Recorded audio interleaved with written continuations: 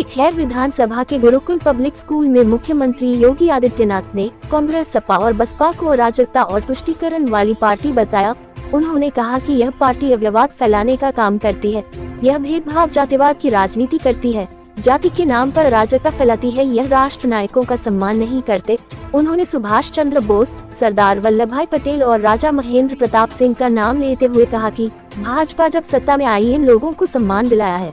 उन्होंने कहा कि कांग्रेस केवल एक परिवार की पार्टी है, यह सबका साथ, सबका विकास नहीं करती है। सत्ता मिलने पर इन्होंने अवसरों का दुरुपयोग किया है। इनके शासन में बेटी को सुरक्षा नहीं मिली। उन्होंने कोलकाता की घटना का जिक्र करते हुए कहा कि सपा और कांग्रेस ने इस पर कुछ नहीं बोला। इस घटना को लेकर उन्होंने बेशर्मी दिखाई है। वहीं अयोध्या, कन्नौज की घटना को लेकर समाजवादी पार्टी की जमकर आलोचना की। उन्होंने कहा कि यह पार्टी बेटियों का सम्मान नहीं कर सकती है। योगी आदित्यनाथ ने कहा कि कांग्रेस और सपा के अंदर जिन्ना की आत्मा घुस गई है। जिन्ना ने देश का विभाजन कराया था और अंतिम समय पर घुट-घुट कर मर गया, क्योंकि उन्होंने समाज को बांटने का काम किया था। उन्होंने कहा कि सपा ने प्रदेश को दंगा प्रदेश बना दिया था। बेटी और व्यापारी की सुरक्षा से खिलवाड़ किया जा रहा था, लेकिन भाजपा सरकार में सुरक्षा सम्मान दिया जा रहा है। जो कानून हाथ में लेने का काम करेगा, उसके खिलाफ सख्त कार्रवाई की जा रही है। उन्होंने प्रयागराज में माफिया अतीक अहमद के खिलाफ की गई कार्रवाई का जिक्र भी किया। बेटा नाम क्या है? पूजा इंदौलिया। बेटा आपको जो जॉब मिला है उसके किस उद्देश्य से, क्या किसने दिया है, कब? सत्येंद्र बगौर अभी मिला है। अच्छा, तो कितनी सैलरी इसमें आई? सर अभी फॉर्म नहीं है, इसमें लिखा हुआ ना। तो कहाँ के निवासी बेटा? कहाँ से? आगरा। आगरा से आए। हाँ। तो यहाँ पर कितने लोगों को मिला आपके साथ? हम लोग 10 हैं।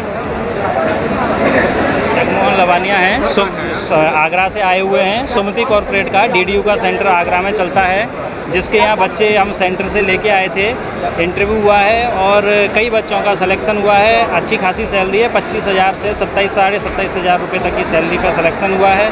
इन बच्चों ने हमारे यहाँ से इन्वेंट्री क्लर्क, FNV सेक्टर में ट्रेनिंग ली थी और 90% बच्चों का सिलेक्शन हो गया है। क्या नाम है, किस पद पर है सर, कौन सी? सर मैं शारदा कंसल्टेंसी मथुरा से हूँ। मैनेजिंग डायरेक्टर पोस्ट है मेरी, और इस कंपनी को मैं ही रन करता हूँ। इसका मैनेजिंग डायरेक्टर मैं ही हूँ, और मेरे पास में करीब 300 से 350 कंपनियाँ हैं जिनके लिए मैन पावर सप्लाई करता हूँ। आज करीब 80 से 90 कैंडिडेट मेरे पास में आए हैं, जिसमें डिप्लोमा, BTech, 10+2, ITI, कुछ कौशल विकास योजना के अंतर्गत स्टूडेंट थे, वो भी आए हैं। उनमें से करीब 40 से 50 कैंडिडेट्स को मैंने जॉब प्रोवाइड कराया है।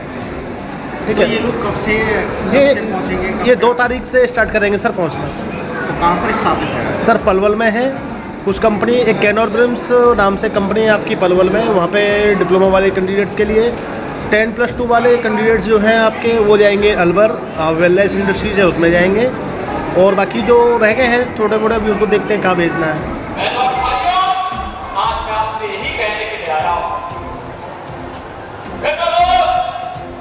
जब उन्हें सत्ता प्राप्त हुई थी, कांग्रेस हो या समाजवादी पार्टी या बहुजन समाजवादी पार्टी, इन लोगों ने सामाजिक ताने बाने को छिन्न भिन्न किया। अपनी योजनाओं के माध्यम से तुष्टीकरण की पराकाष्ठा पर चढ़ करके समाज को विकास की धारा से विमुख करने का काम किया। बेटी की सुरक्षा में सेंध लगाने का पाप किया। और आज भी जब ये देश विकास की नित नई ऊंचाइयों को छू रहा है, तब भी ये लोग वही काम कर रहे हैं। याद करिए, 2014 में मोदी जी के आने के बाद देश के अंदर एक नया परिदृश्य देखने को मिला है। एक तरफ बिना चुके प्रधानमंत्री मोदी जी विकास की योजनाओं को आगे बढ़ाने का काम कर रहे हैं, देश को विकास की नई बुलंदियों की ओर ले जाने का काम कर रहे हैं। दूसरी तरफ विपक्ष है, दुष्प्रचार करके बदनाम करने का काम कर रहा है, जाति विस्मरण कर रहा है, अराजकता फैलाने का काम कर रहा है, जातियों को आपस में लड़ाने का काम कर रहा है।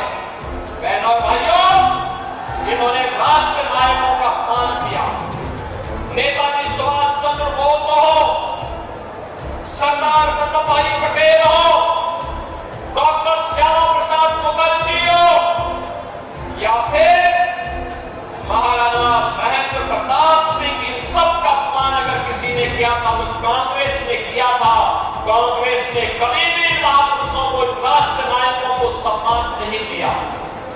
भारतीय जनता पार्टी है इन महापुरुषों को सम्मान देने का काम कर रही है।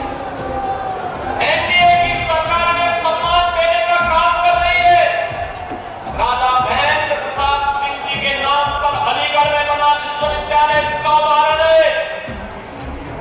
मां शाकंभरी के नाम पर सहारनपुर में बना विश्वविद्यालय इसका उदाहरण है। महाराजा सुहेलदेव के नाम पर बना विश्वविद्यालय आजमगढ़ इसका उदाहरण है। लेकिन बहनों भाइयों, इन लोगों को तो एक परिवार के सिवाय कोई नहीं सोचता।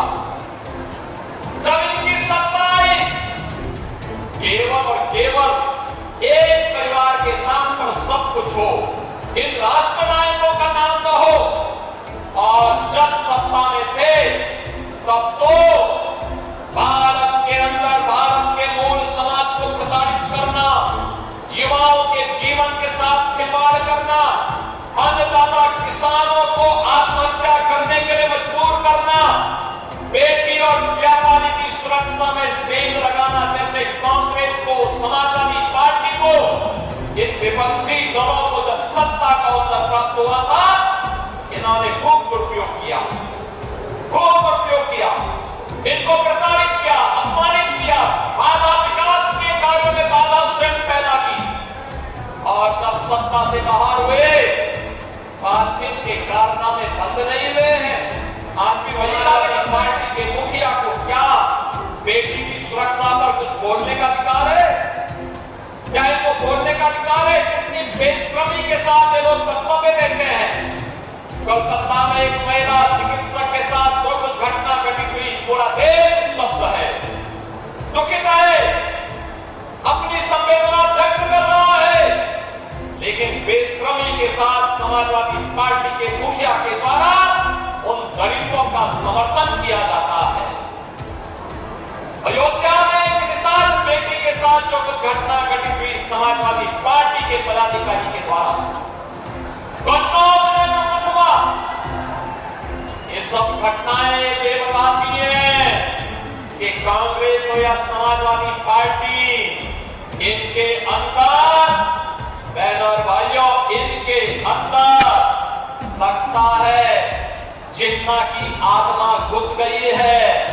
और जिन्ना की आत्मा घुस करके फिर से जिन्ना ने देश का विभाजन करने का पाप किया था, और इसीलिए अंतिम समय में घुट-घुट करके मरा था।